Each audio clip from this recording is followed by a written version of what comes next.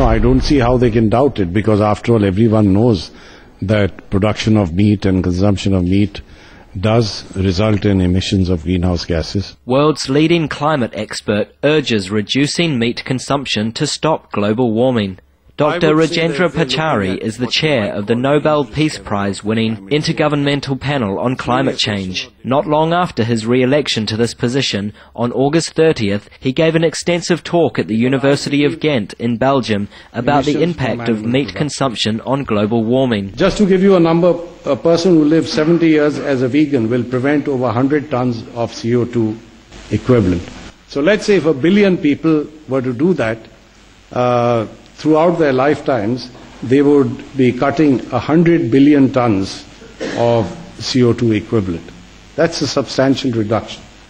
And change in consumption patterns will be required to achieve a low-carbon and sustainable society. The event at which Dr. Pachauri spoke, called Less Meat, Less Heat, was hosted by the Flemish Vegetarian Society, EVA, in collaboration with the World Wildlife Fund and Greenpeace. More than 500 people attended. Dr. Pachauri heeft een duidelijke boodschap gegeven, namelijk dat het een goed idee is en dat we allemaal samen moeten nadenken over het verminderen van vleesconsumptie om de CO2-uitstoot en de uitstoot van broeikasgassen te verminderen. On Monday, Dr. Pachauri spoke again on the link between diet and climate change in London, United Kingdom. His call for a vegetarian diet to help the earth made headlines internationally in major media such as BBC, The Observer, Time magazine and others.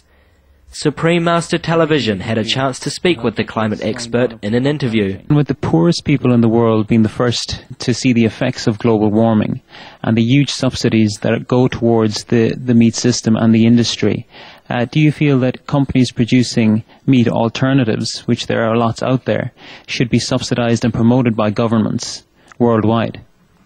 I would say it's probably far better to impose a tax on all products, including meat, that lead to emissions of greenhouse gases. And I think we will see a definite response on the part of government in creating awareness all around. But I think we have to raise our voice, the scientific community certainly, civil society, academia, to highlight this as an area where there are multiple benefits from reducing meat consumption. And do you feel the press and media at present are doing enough?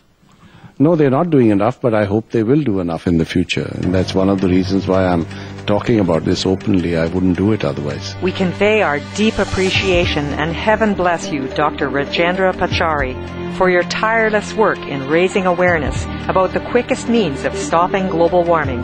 We also thank all media covering Dr. Pachauri's call for a vegetarian diet. May everyone join your courageous and noble endeavors by reducing our society's meat consumption, the most effective way to save our planet.